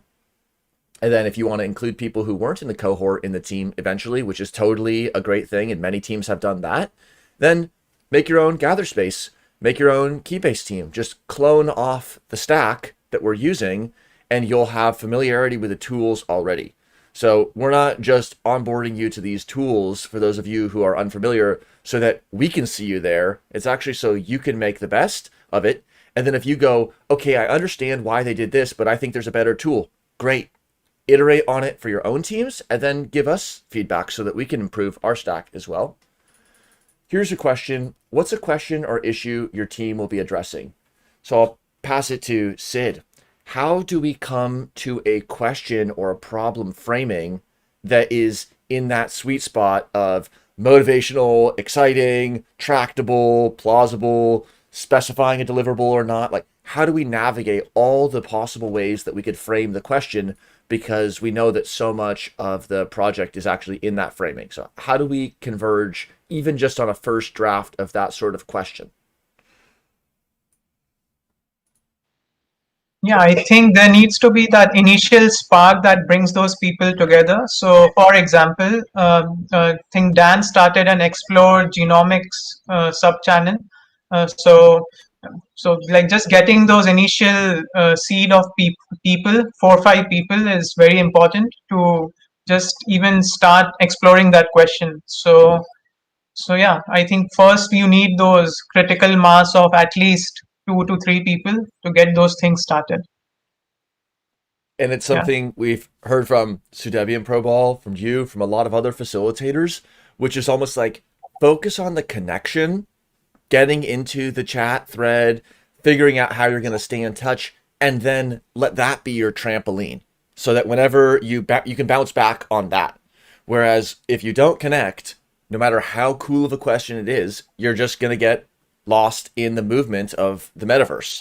But when you're connected, then the question can change. And we've seen teams morph from topic to topic and from an initial idea of the direction to another idea later on. We ask about how complexity informs your team's approach. And again, I'm just curious, Sid, in your work or in all of these projects that you're involved in or aware of, how does complexity inform your team's approach, especially when you might be working with some people who are very familiar with complexity and others who are learning by doing at the very introductory phases? Yeah, so I think my brief chat with Shirley comes to mind. So we were just discussing that applied complexity is just applied curiosity. So you don't need to think of it from a lens of complexity or learn the hundreds of models of complexity and organization and chaos that are out there. Like whatever you're curious about, I'm pretty sure complexity has a metaphor for that. So just start with that, and I'm pretty sure a complexity enthusiast will find a way to connect it to some concept in complexity. Nice answer. Applied curiosity, applied simplicity, applied pragmatism. These are all things that we can have under a banner of complexity as a keyword. We then ask for your team's Keybase name. And this is going to be a new feature in Keybase for some people, to go to the teams tab and then create a team. But that's how you actually form that shared identity. Keybase teams can have people be added and removed. So again, you're not locked in stone, but then you're going to be able to have sub channels. So we kind of hold it first as a sub channel on our cohort team, like project, and then an animal name or something like that. But eventually when you break off to your own Keybase team, then you can have a channel of papers, funding opportunities, questions. Those are all ways that you can then go into your own homestead, your own farm, and build that out the way you want to see it. Sean? I think this is the great inception of Complexity Weekend. I think whenever we have the Complexity Weekend event is all this pre-weekend we've been doing and getting people trained up on Keybase and Gather and asynchronous and synchronous in this kind of metaverse, right? That we've learned to use over the weekend. It's just this team registration form is a mitosis event where you basically get your own cell with the same exact tech stack that we've all become familiar with. And that is now your team's initial tech stack. And it doesn't have to be the one your team always uses. It's just, we're all on the same page at this moment in time on this metaverse. Why don't you just take, fork a copy of that, have a copy for your team, and you can start those conversations and with a stable metaverse, maybe you could say that, and then evolve from there. Maybe you decide you do want to go Discord, or you want to use primarily Google Docs, or whatever that ends up being. We're at least familiar as participants in Complexity Weekend with this stack, and it's immediately transferable to your team. Nice. We ask just a yes, no, other. Are you open to having new team members join over the weekend or after, really? Because we know that not everyone's awake at each moment and people might not realize that a team is open. But for teams that signal that they're open to having new members, we really appreciate that so much, because that reflects you stepping into the gap and allowing other people to rally around your pheromone signal.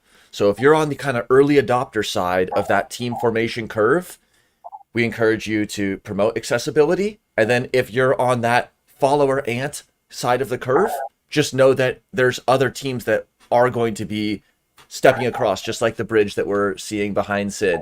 And it's you couldn't have that bridge if there was just one ant. So you need to have multiple perspectives. We're not all going to jump onto the dance floor the same moment, but if it's a song you like, go for it, and then stay on for the song that you don't like. And just consider Deep Time again, right? Dench Damon is a team that came out of October, but they've signaled they want new team mates, and that they're here now in this cohort, and they've added people to the team that I just saw yesterday. So this is an ongoing thing, and it's between every 6-month weekend hackathon and every monthly heartbeat. This is and if you signal this, and you can always change it and close the system, that's totally fine. But if you signal it's open, well, there's lots of opportunities for new people to find out about your team and join it, or to get the skills you may need to expand into. Yep. Thanks, Sean. Sid? Yeah, like talking about Deep Time, you can also be ants on a because Deep Time is, I think, where most projects, the longevity of those projects is decided. So yeah, I would like to pose a question to both of you guys. So it's a hypothetical scenario. If you had a choice between unlimited attack points versus unlimited defense points, which superpower would you choose? My first answer is I'll take whichever one Sean doesn't take. I was going to take attack, so you can have defense. What makes you ask, or what do you think that dichotomy, a fun but false dichotomy, offers up? Okay, yeah. So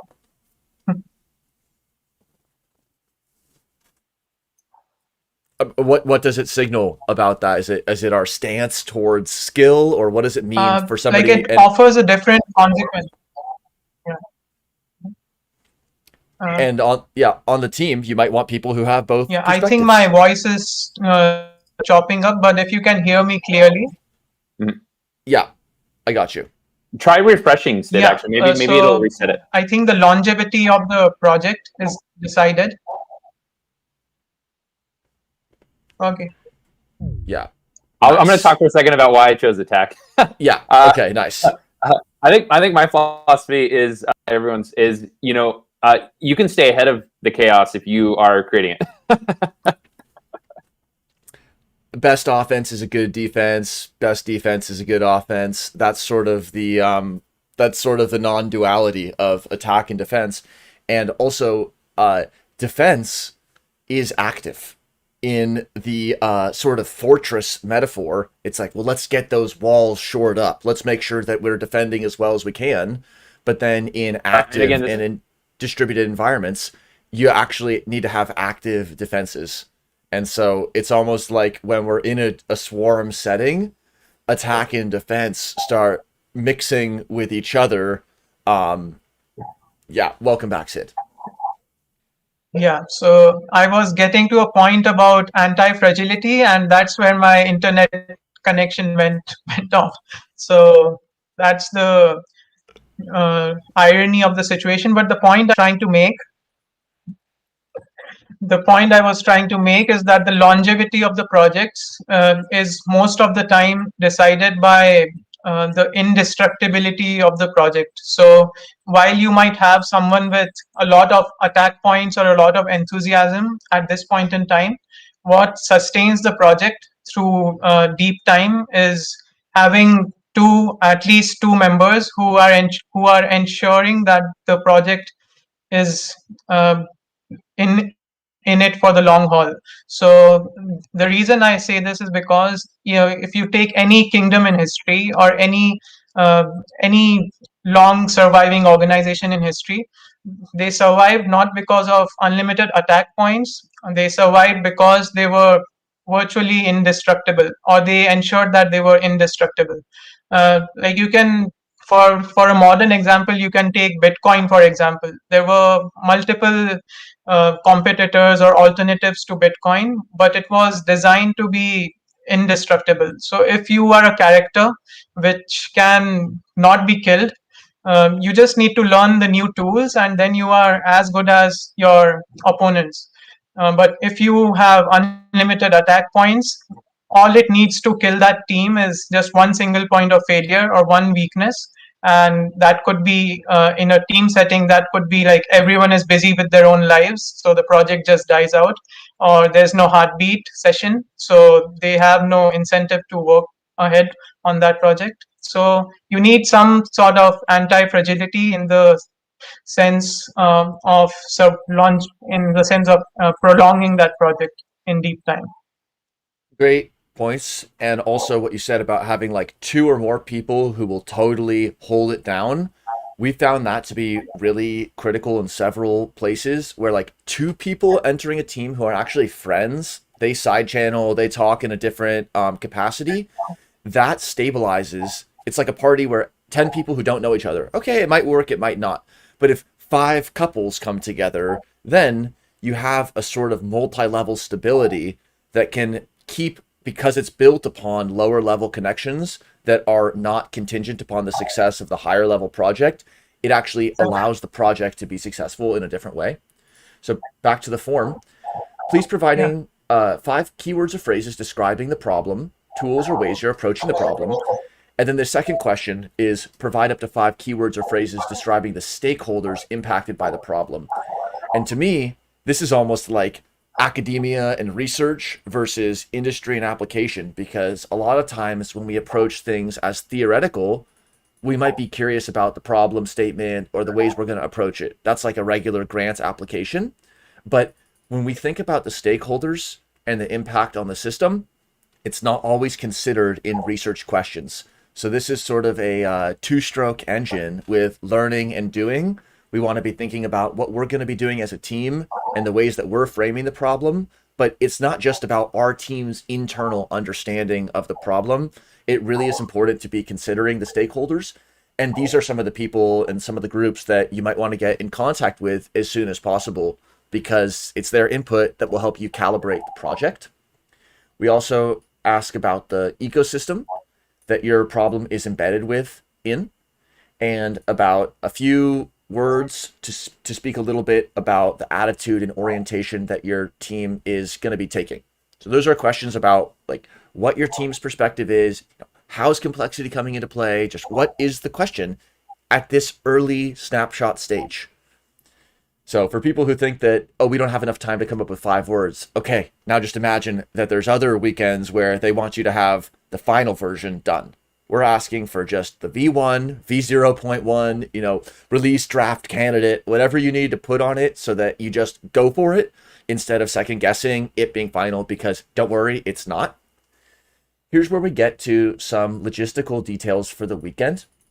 We ask which representatives, if any, will be available at 2300 UTC. So it's like, I think 4 p.m. Pacific on Sunday during the closing ceremony live stream.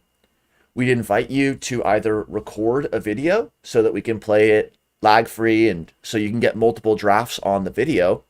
We'll play your video right on the stream, or you can come on the live stream to give the presentation, but that might be a little bit choppier, just to be fair. And then also, if we play the video, we can still have you on to ask some questions. And this is where, even if you're the only person on your team, you can make that presentation and everybody is going to be watching that. So it's a great opportunity, whether you have 1, 2, 3, 10 people on your team, you're going to build momentum and you're going to build documentation when you give that presentation. And then if somebody tomorrow morning or next week says, what did you do? What happened? You can give the timestamp to what you had done with your team. And again, it's just going to be a draft. No one's going to say, we got together, it was amazing, we had 3 days to work, and then we're done. No, we're not setting up for that, so you don't have to even frame it that way. We then ask whether, and also, nobody will ever be required or forced to present on a live stream or to be publicly associated with a project that they don't want to be seen as working with. So it's all opt-in with the projects. And it's also opt-in with how you want to represent yourself as being associated with the project. Make sure to express that clearly with your team. And that's part of that communication and the consent on the project understanding amongst the team members and the motivations. If someone says, look, I want to do this and I have 5 hours a week, but it can't be outside of this team that I'm working on this, that's fine. Work it out with your team. Sid? Yeah, I want to come back to the metaverse point of this, because some people may not want to share their public identity. So the one place where metaverses really shine is where you can be pseudonymous, like you have a pseudonym, or you can be anonymous, like you do not want to reveal even your pseudonym. So I think pseudonymous contributions have been gaining a lot of recognition, and in the future that we are going towards, I think pseudonyms, we'll know people by their pseudonyms, and that's already beginning to start through Twitter.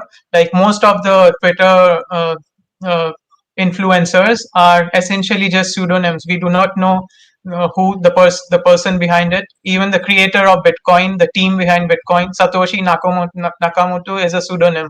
So I think if that's the style you prefer, it's okay to be a pseudonymous contributor as long as the project moves forward. Some amazing collaborations. I've begun connecting with somebody not using my real identity, and I would never say something that was unkind, even under a false identity or not quite transparent identity, because if you do continue that relationship, it may come to a point where you do reveal. So you kind of got to commit. Are you going to never reveal this identity, or are you going to act consistent with your broader self so that it could be revealed? But just keep in mind that tangled web of identity. And there's probably a lot more that we could all add on that, but it's something that I think we'll all be experimenting with in the coming years. We then ask whether your team wants any help recording videos. So my facilitated session is about teaching you 2 different ways, using Jitsi and as well as using OBS for a little bit more customizability so that you can record your own video. And that's a really great skill to have, because being able to record presentations is something that not every single person in the community needs. But if we have a critical density of 25% of people, then for any given team of 4 to 6, someone's going to be there to help take that team to the next level. And again, that's if you want to be playing a video during the live stream. We just ask whether you're already working with any facilitators, which are just people who are there to help you. And then we also ask whether there are particular facilitators with a skill set you'd like us to introduce ourselves to, any stakeholders that we can introduce you to help you make some initial connections, because there's a lot of people who are from all over the world, so many different sectors. How do individual teammates learn? I'll just get to the end, and then Sean, and then a question chat. We also have a supporter, which is Wolfram. And if your team is interested in, well, first off, everyone who's here at the weekend has access to Wolfram for a short period of time. And just go to the Explore Mathematica channel if you're curious about that. But also we can provide up to 5 very generous licenses. So if your team is even curious about applying this, it would really honor our supporter and be a great catalyst for you as a team to use this. And then we just have any feedback, any questions at all. So Sean, and then I'll ask a very nice question from chat. Actually, ask the question from chat. I want to go to the team co-working slide to talk about my point. Great. So the question is, tell me why you feel the need for false identities. Sid, what would you say to that? Or I'll give a thought. Yeah, I think I won't call it a false identity. I'll call it an alternative identity. So if you have a public image and you can explore other areas of life by having an alternative identity. So for example, if my day job is in cybersecurity and I want to explore another field in arts altogether, and I don't want these 2 areas of life to intersect, so I can just create another identity and live another life essentially. So I think it just opens up your possibilities to explore more areas, and also like start afresh, like start from a clean slate, and just see how people react to it. And you can always switch to another identity if that's not working out. So it just frees you from the burden of connecting your work with your identity. So anything that frees up your work, frees up that burden, is a good thing in my books. A few other points, and then we'll go back to the Jamboard, Sean. So associating your real name with your online activity is sometimes awesome, like documenting so that people can find you, contact you, great. But a lot of times you might not want in open spaces your identity to be known. You might not want to be having some text messages associated to you, not because you're saying something impolite, but it's just the context. You never know who's watching, and there always is watching. And also, like, if people can see your name, they may do like searching on you. So that may put certain people in certain situations at risk. But even if it's not at risk, if someone is going to say, oh, well, okay, I'm talking to an insect PhD, it's like, no, don't worry. You're bringing preconceptions about what a PhD is or what entomologists study. So I just might want to interact with somebody as, Ant Lover 21 or something like that. It's just a fun way to share the energy that I would want to bring in a way where there aren't preconceptions and where it can't necessarily be tracked as easily to someone's real identity, because finding people's identity and connecting the dots with where they live and all this other information, it's too easy. And so adding a few opaque screens that you're in control of gives you a tremendous sense of agency when you're online, because it's like, yeah, I can go into my virtual box on my operating system, log in to this Keybase account, which has never been connected to anything, any of my friends. It is just totally separate. And then I'm going to be learning in a different area. So it's not for everybody, but it's something that people can be aware of. And it's a new opportunity in terms of like the last couple of years. And that's kind of the metaverse. So let's jump back to the Jamboard. So Sean, which slide would you like to go to? 14. All right. So here we are on 14 with the team co-working slides. Describe what this is. So one of the questions in the team registration form was, let us know if you want connection to any stakeholders or any, I even put like first customer, and what this really means is if you think you're developing a product or a service that you ultimately want people to pay for, which is great, sustainability, all that is awesome. You're going to need somebody to be your first customer. And that doesn't actually mean, that usually doesn't mean they're actually a customer. They're more of a partner. They're more of somebody who's going to work with you to figure out how to make your product and service actually marketable to the next customer. So that's kind of a certain particular role that many in our cohort could probably connect you to. So this team co-working space is a specific space. When you fill out the registration form, you're going to get one of these if you choose. And it's to the right of the cafe and Gather. And some unique properties of this co-working space are, you get your own shared whiteboard for shared drawing or shared documentation. I would copy that into a more permanent or persistent Google Doc or something, just to make sure it doesn't get lost ever. But it's just a fun way to kind of collaborate. You got your own private space. You're going to be around all the other teams, so it's easy to collide as everyone's starting to work on their presentation and stuff, getting ready for Sunday. But the thing I really want to articulate right now is that green phone tile. And this is an external call block, and it's actually using a platform called Jitsi, which we're using right now to record this live stream. It's the same thing that's actually in the studio and how we will encourage teams to record using this platform. But in this instance, in the team co-working space, we're trying to leverage this technology to easily connect your team to anyone outside the cohort. So if you are working on understanding, for instance, like how a hospital is resilient under the pandemic, or just whatever your topic may be, it's important to root any problem you're defining or any solution you're mapping out to stakeholders in the system, people with lived experience in that system that you may not have coming from whatever background or perspective you're in. So if you are wanting some connection, put that in the team registration form, and an organizer or facilitator, we will search our network and try to find somebody today that your team can press X on that call block.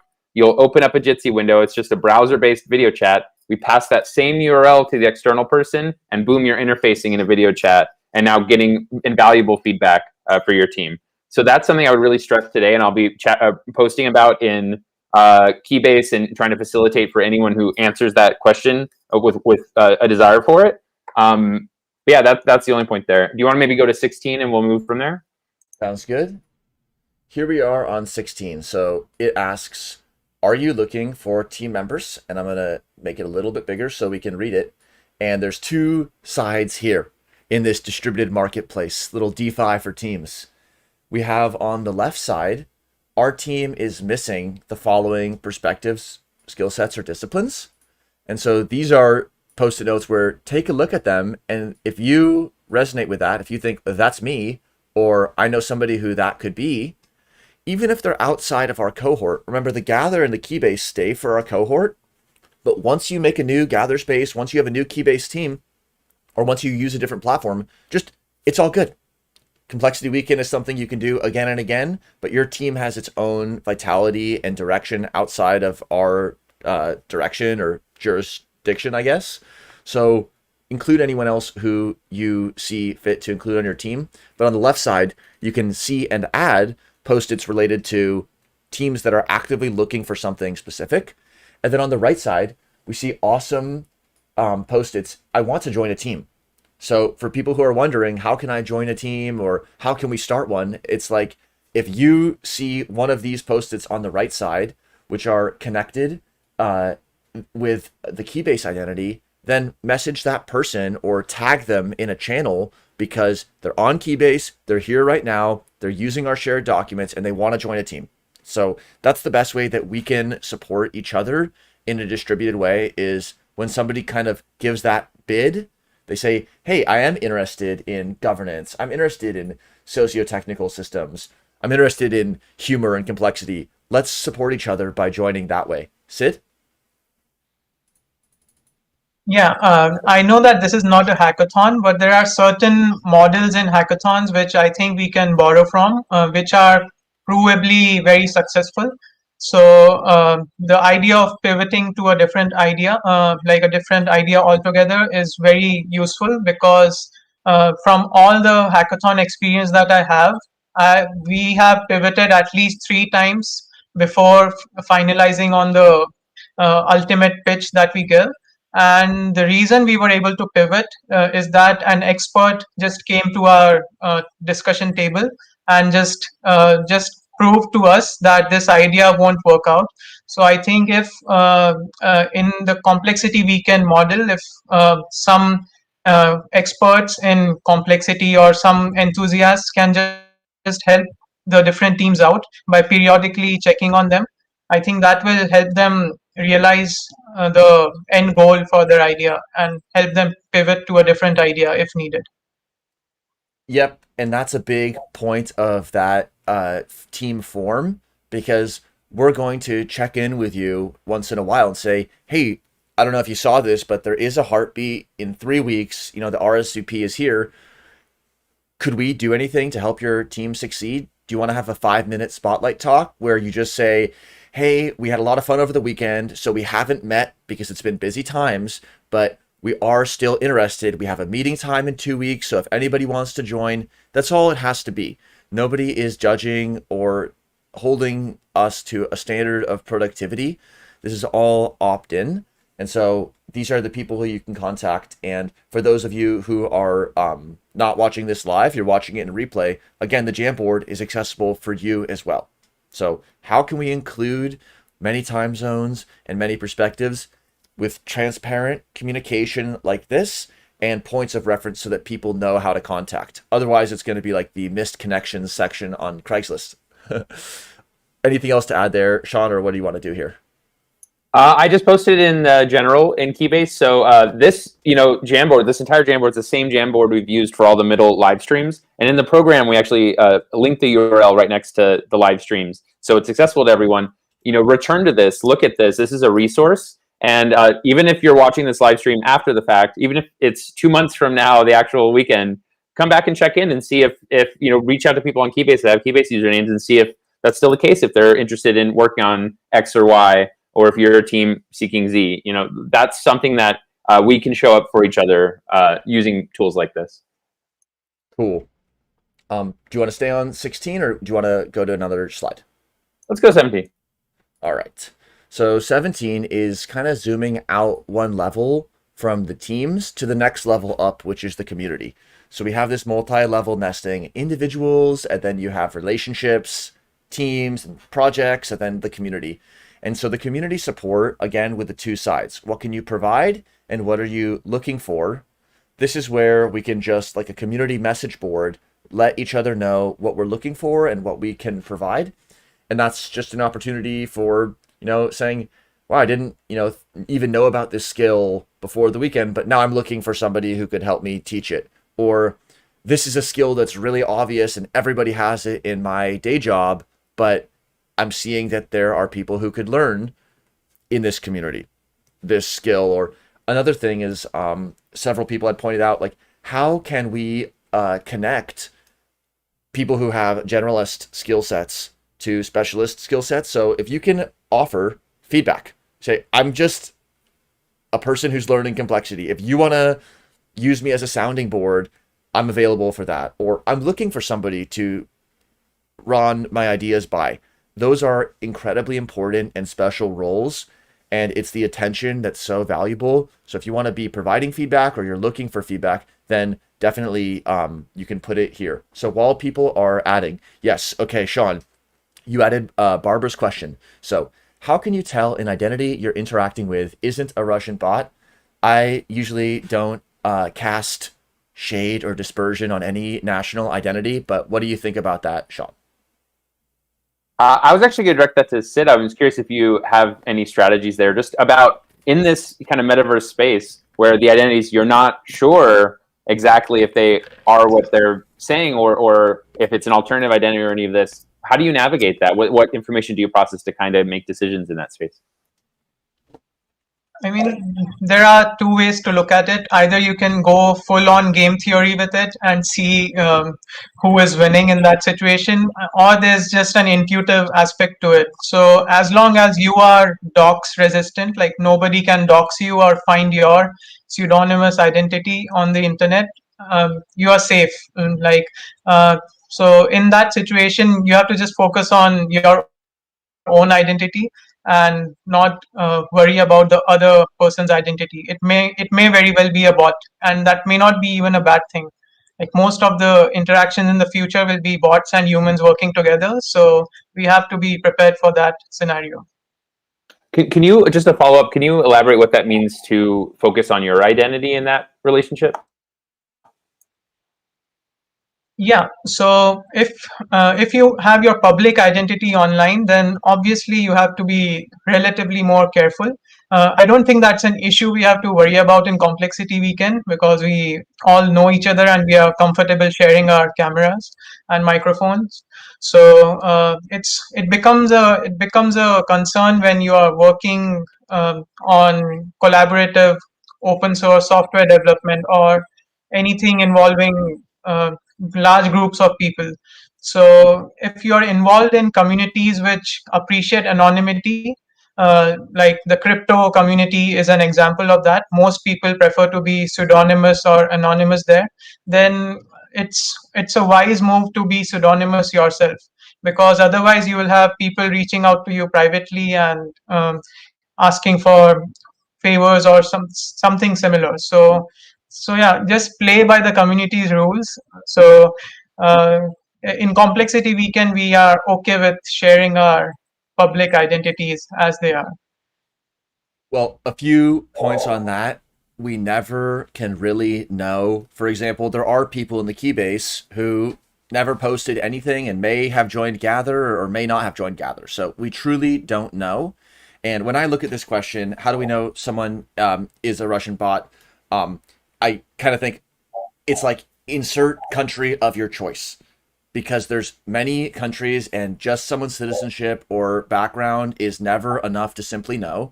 And also, as you pointed out, Sid, it's never enough to know if somebody is on the continuum from natural human to human using like a translate, which could be an accessibility issue, to somebody who's deployed a series of total text bots. So on that continuum, I think, if somebody has deployed a bot that promotes accessibility and complexity education and learning by doing, what else do we need to know? Their contributions to the commons are positive.